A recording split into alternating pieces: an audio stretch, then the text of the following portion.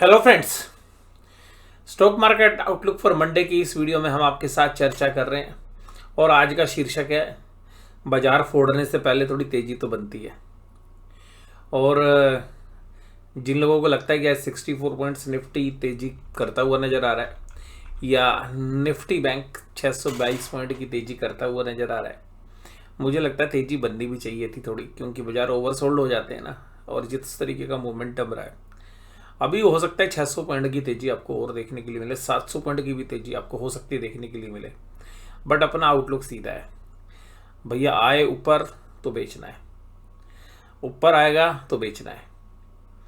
ठीक है जी। जिस तरीके की तेजी रही है पीछे बाजारों में और निफ्टी बैंक में अंडर परफॉर्मेंस रही है, जिस तरीके की इकोनॉमिक सिचुएशन है, पॉलिटिकल इवेंट्स हैं, एफआईआईज के डेटा हैं और जो प्राइस एक्शन है, उसको देख के तो मुझे ऐसा लगता है कि अभी तो बाजार थोड़ा सा अगर तेज होगा तो बेचने के मौके ढूंढ रहे हैं, खरीदने का तो कोई मतलब ही नहीं बनता, और स्पेशली इंडेक्स के अंदर। और स्टॉक स्पेसिफिकली हमारी राय थोड़ी सी जुदा हो सकती है। जैसे निफ्टी बैंक के अंदर ही एक ओवर सोल्ड स्टॉक हमें नजर आ रहा है, वो है आप लोग जानते हैं HDFC बैंक। तो HDFC बैंक पे अपना आउटलुक जी देखिए, ये सीधा है। HDFC बैंक पे हमारा नज़रिया थोड़ा सा लंबा है और इस लंबे नज़रिए में HDFC बैंक देखिएगा 1403 रुपये के भाव पे क्लोज हुआ, लगभग माइनस ही था। और हम उम्मीद कर रहे हैं कि ये थोड़ा सा और टूट जाएगा तो थोड़ा सा और लिया जाए। और अगर 1280 का भाव आ गया, जो यहाँ से 120 रुपये नीचे है, तो हो सकता है कि उस समय पर हम काफ़ी एग्रेसिव पोजीशन भी HDFC बैंक में इन्वेस्टमेंट बेसिस पर लेते हुए नजर आए। तो देखिएगा एक शेयर है जिसपे अपना पॉजिटिव आउटलुक है और एक शेयर है जिसमें देखिएगा हमारी मंदी की पोजीशन बनी हुई है। और शेयर का जिक्र कर लेते हैं और शेयर का नाम है डिवीज़ लैब। और देखिएगा डिवीज़ लैब के ऊपर हमारी पोजीशन पिछले 6-7 महीने से मंदी की बनी हुई है। पिछले 7 महीने से मंदी की बनी हुई है। कल रिजल्ट आए, रिजल्ट देखिएगा अच्छे हैं, नो डाउट अच्छे हैं रिजल्ट, पिछले 2-3 क्वार्टर से तो अच्छे रिजल्ट है, लेकिन उन अच्छे रिजल्ट के बावजूद भी वैल्यूएशन बहुत महंगी है। और डिवीज़ लैब के जो रिजल्ट में खास बात है ना, वो बताता हूँ।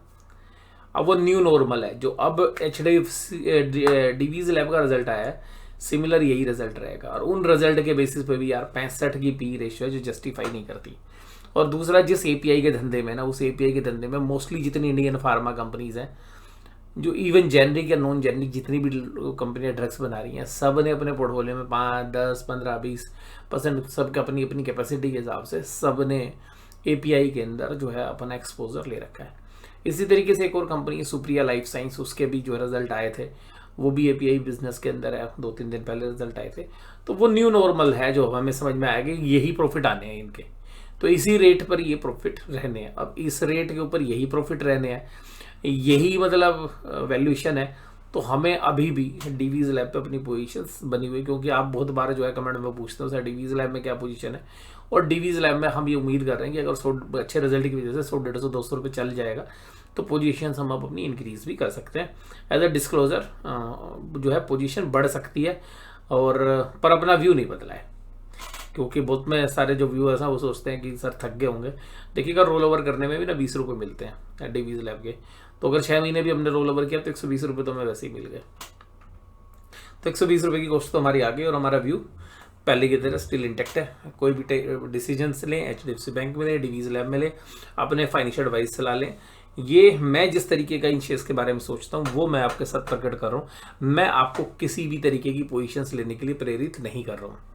तो यहाँ पर जो वीडियो है उसमें खाली वैल्यूएशंस के बेसिस के ऊपर ही वो ट्रेड ले रहा हूँ, उनमें कोई टेक्निकल बेसिस नहीं है। चाहे डिवीज़ लैब की बात करें और चाहे आप HDFC बैंक की, अगर आप HDFC बैंक का टेक्निकल व्यू देखेंगे तो हर टेक्निकल एनालिसिस बताएगा कि बिल्कुल मंदी बनेगी इसमें, पर अपनी कॉन्ट्रा व्यू है।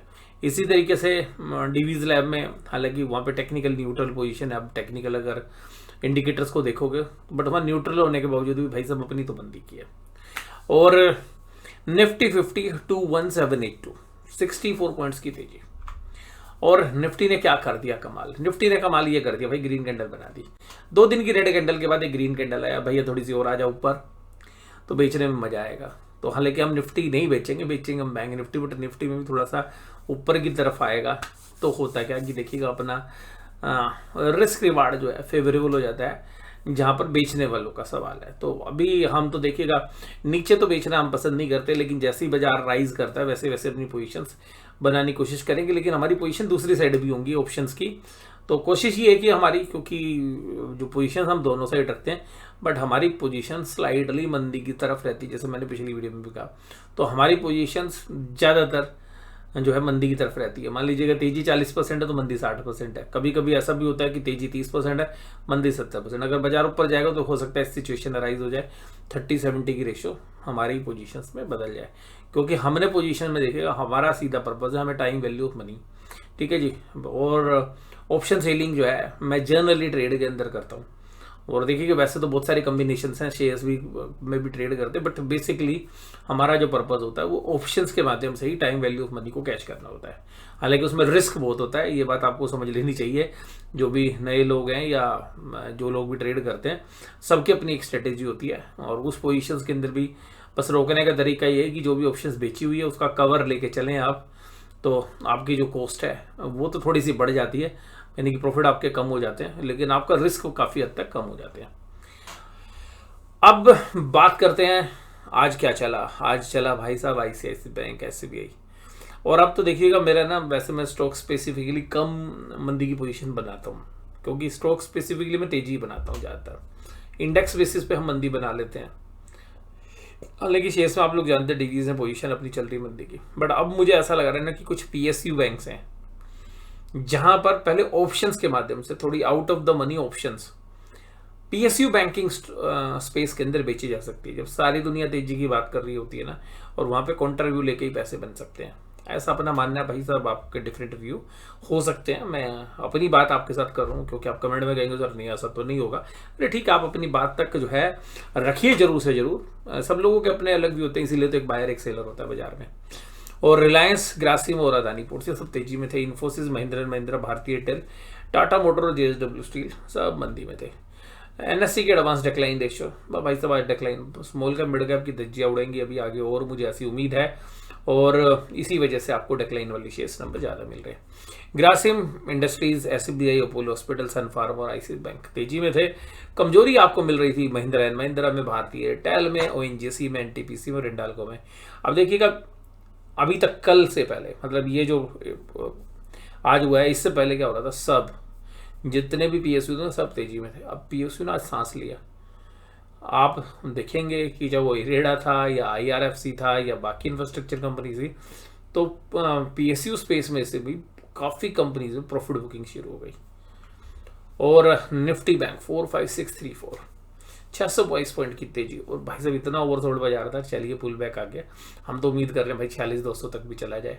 अगर 46,200 जाएगा तो वहाँ पे सेल करने के मौके ढूंढेंगे, ठीक है जी। अभी भी हमारी थोड़ी सी दूर की जो ऑप्शंस हैं वो बिकी हुई हैं। हो सकता है कि वो जो कॉल ऑप्शंस हैं हमारी जो दूर की बिकी हुई हैं, मान लीजिएगा 46,500 की बिकी हुई हैं या 46,000 की बिकी हुई हैं, उन ऑप्शंस को हम इन द मनी में कन्वर्ट कर देंगे, यानी कि 44,500 में या इवन 44,000 में, क्योंकि ऊपर बाजार जाएगा तो हम एग्रेसिवली मान रहे हैं कि वहाँ से हम बाजार जो है करेक्ट होके आएगा। और जो हमने पुट सेल कर रखी है, यानी कि जहाँ पे हमने तेजी बना रखी है जिन पोजीशंस में, उन पुट की पोजीशंस में हम प्रॉफिट बुक कर लेंगे, और उन पोजीशंस को का स्ट्राइक प्राइस 500 पॉइंट नीचे लेके जाने की कोशिश करेंगे। यानी कि हम जो तेजी की पोजीशंस हैं उसको कम कर लेंगे और मंदी की पोजीशंस को थोड़ा सा एग्रेसिव कर लेंगे with same numbers of options, या स्लाइटली इंक्रीज भी कर सकते हैं। तो ये मैं आपको बता रहा हूँ कि भाई किस तरीके से हम ट्रेड्स लेते हैं, कोशिश करते हैं कि किस तरीके से ट्रेड लें। तो निफ्टी बैंक 45634 पर तेजी करता हुआ नजर आया। और आज की जो कैंडल है, आप देखिएगा निफ्टी बैंक की कैंडल में भी बताता हूँ और निफ्टी की कैंडल में बताता हूँ। अब देखिएगा, पहले देखते हैं निफ्टी की कैंडल। निफ्टी की कैंडल के नीचे ना सबसे पहले वॉल्यूम देखिएगा, जो वॉल्यूम के इंडिकेटर्स हैं वो देखिएगा, वॉल्यूम क्या कह रहा है। वॉल्यूम जो है मेन है, और वॉल्यूम भाई साहब घट गए। जब तेजी हो रही है तो वॉल्यूम घट के आ रहे हैं, मंदी हो रही है तो वॉल्यूम बढ़ के आ रहे हैं। और इस बड़ी कैंडल के बाद ये जो ग्रीन कैंडल आई है विद लो वॉल्यूम, इसी तरीके से अगर हम यहाँ पर ग्रीन कैंडल को देखें तो वॉल्यूम गिरावट वाली कैंडल से कम थे। तो ये वॉल्यूम के साथ सेलिंग हो रही है, और सेलिंग कहाँ एमर्ज हो रही है, एट अ हायर लेवल्स पे। हम उम्मीद कर रहे हैं कि यहाँ 46,400 तक फिर जाए बाजार, फिर ये रेजिस्टेंस ले और फिर टूट कर आए, और फिर हम उम्मीद कर रहे हैं कि इस बार बाजार 44,500 तक जाएगा, और फिर ये जो लेवल है यहाँ पर बाजार जो है आकर अटक जाता है। तो यही लेवल हमारा है कि बाजार इसी रेंज में चलता रहे, बजे करते रहो। बायस हमारा सेल ऑन राइज का है। SBI, ICICI bank, bank of Baroda, axis bank और कोटक महिंद्रा बैंक, ये सब जो है सब आज तेजी में थे PNB को छोड़ के। और PNB एक ऐसा शेयर है जो मुझे अभी लगता है कि देखिए वैसे तो अभी मंदी इनिशियली हुई है, बट मुझे लगता है कि इसमें भी दूर की जो ऑप्शंस है, कॉल ऑप्शंस बेचकर मंदी की जा सकती है। अगर थोड़ा मोमेंटम भी होगा तो हो जाएगा, क्योंकि थोड़ी दूर की ऑप्शन बेचेंगे, मान लीजिए 10 रुपये या 15 रुपये ऊपर की ऑप्शन बेचेंगे तो क्या होगा, तब तक चल भी जाएगा। तो फिर ये जब इस तरीके से मान लीजिएगा हमारी कॉल ऑप्शंस को इन द मनी हो जाए, मान लेते हैं एक बार के लिए, वैसे तो होगी नहीं लेकिन हो जाएगा, तो भाई फिर फ्यूचर के माध्यम से भी हम मंदी कर सकते हैं। इस तरीके की स्ट्रेटेजी भी हो सकती है जो लोग मंदी करने वाले हैं, क्योंकि देखिए भाई जब जो तेजी होती है ना तो मंदी करने में बड़ा मजा आता है, और जब मंदी होती है ना तो तेजी करने में बड़ा मजा आता है। तो अभी बाजार में यार वैल्यूएशंस के हिसाब से हमें बहुत ज़्यादा तेज लग रहे बाजार, और ये वैल्यूएशन से मैच नहीं कर रहे, और सारी दुनिया चीख चीख के चिल्ला के कह रही है PSU खरीद लो, PSU खरीद लो। तो भैया जब सारी दुनिया चीख चीख के चिल्ला के कह रही हो ना PSU खरीद लो, it is right time to sell PSU bank stocks. तो PSU बैंक स्टॉक्स जो है वो सेल करने का समय है। ये मेरी व्यक्तिगत राय है, मैं किसी को ये सलाह नहीं दे रहा हूँ कि भाई जाके ऐसा ही करें, बट मैं क्या सोचता हूँ, क्या मैं अपने पास्ट एक्सपीरियंस सोचता हूँ वो आपके साथ चर्चा की है।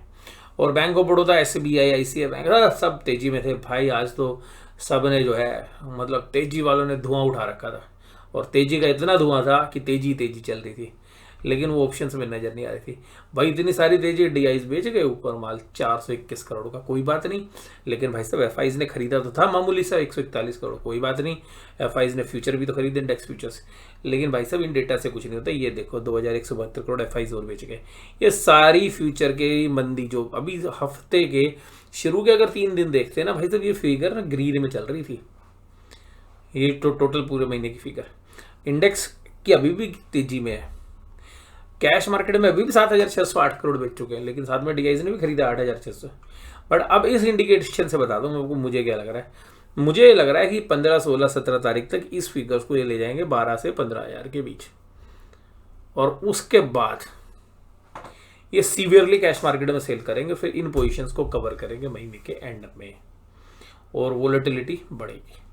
तो अभी हम तो सेल ऑन राइज की उम्मीद कर रहे हैं। तो कल का बाजार का आउटलुक ये है कि भाई जो खुला है फ्लैट टू पॉजिटिव खुले, थोड़ा ऊपर जाए, और हो सकता है कल का मंडे का समय ऐसे टाइम बर्बाद कर दे, लेकिन ट्यूसडे दोपहर से या कल दोपहर से भी ऊपर से फिर सेलिंग आ सकती है। बट हम उम्मीद कर रहे हैं कि ट्यूसडे तक चले तेजी तो ज़्यादा बढ़िया रहेगा, क्योंकि ऊपर से फिर गिरने में बड़ा मजा आएगा, क्योंकि वहाँ पर सीधी बात है कि अगर तेजी होगी तो पोजीशंस भी तो अच्छी बन जाएंगी ना, अगर मंदी की बनानी है तो। बट अपना आउटलुक भैया सीधा है सेल ऑन राइज। इस समय बाजार में पैसा लगाने का समय, बहुत ही सोच समझ कर लगाने का समय, लेकिन इक्विटी खरीदिए, उसको हेज कर लीजिए। तो ऐसा इक्विटी में कंपोनेंट खरीदने की चेष्टा करिए जिसका हेज मिलता हो। तो जो भी इक्विटी है या फिर आपका व्यू लॉन्ग टर्म विजन है, कंपनियां बहुत सॉलिड हैं, बहुत कैश रिच हैं, और बाजार के अंदर क्योंकि अब जो बायस है वो मुझे लग रहा है नेगेटिव लोगों के हाथ में है, और जो बाजार के बड़े ऑपरेटर हैं वो उन्होंने माल थमा दिया है रिटेलर्स को, और जो लीवरेज पोजीशंस है वो रिस्क पे आ सकती हैं, इसलिए अपना व्यू सीधा है। आप देखेंगे पुट कॉल रेशो 0.7834। अब पुट कॉल रेशो अब देखिएगा, बाजार जो चला ना, निफ्टी ना जाके प्लस में बंद हुआ 21,780 पे, राइट, ये 782 की फिगर है। इन सब के बावजूद ये पुट कॉल रेशो ना इंडेक्स के साथ बढ़ती रही, तेजी हुई तो पुट और राइटर हुई, लेकिन इस पॉइंट के बाद तकरीबन 2 बजे के बाद इंडेक्स तो तेजी करता रहा, लेकिन पुट राइटर के अंदर हिम्मत नहीं हुई तेजी करने की। पुट राइटर ने कहा भाई अपना माल समेट लो, नमस्ते, तेजी हमें टिकाऊ नहीं लग रही है।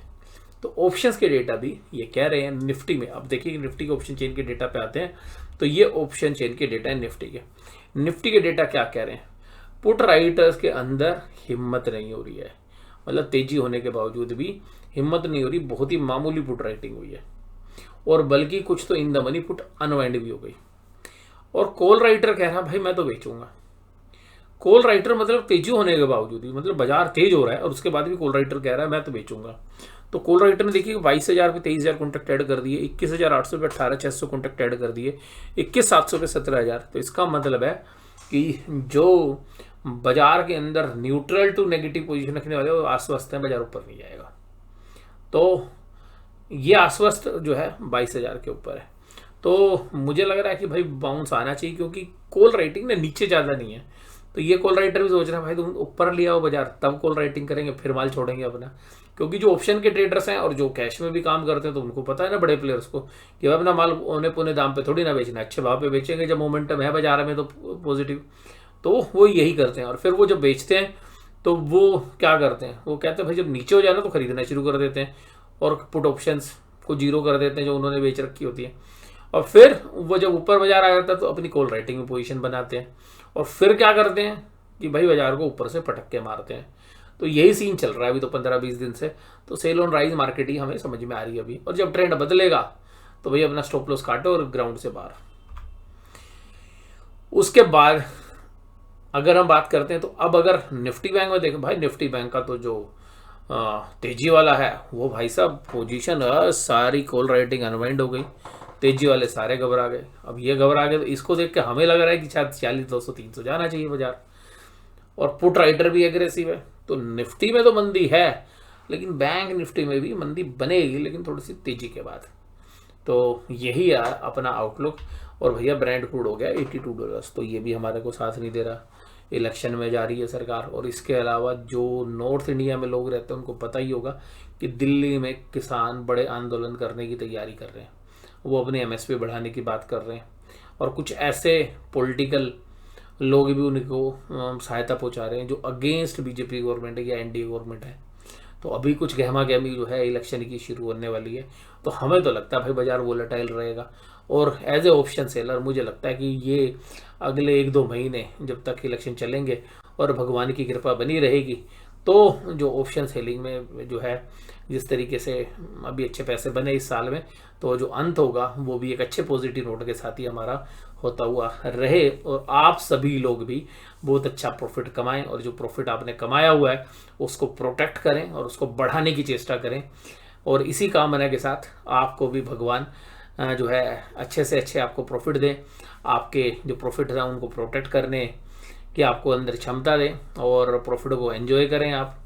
बस इसी कामना के साथ आज की इस वीडियो में मैं अपनी चर्चा समाप्त करता हूँ। और वीकेंड है तो आप अब शनिवार तो देखिएगा, आप सब लोग छुट्टी करते हैं, तो मेरी भी छुट्टी थी इस बार।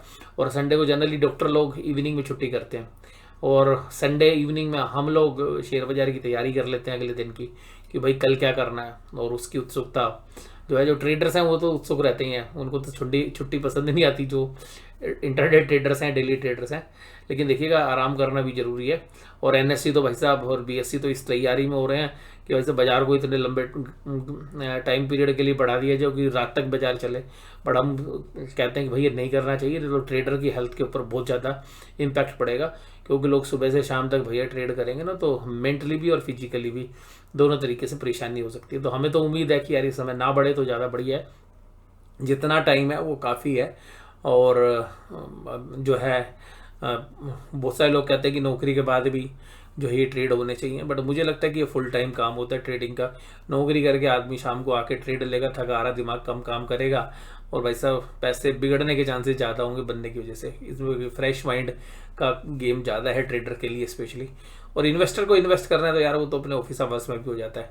बट मुझे लगता है कि अगर ज़्यादा घंटे अगर काम होगा तो वास्तव में रिटेलर्स के लिए तो प्रतिकूल रहेगा ही रहेगा, और जो ब्रोकिंग इंडस्ट्री उसके लिए भी प्रतिकूल रहेगा।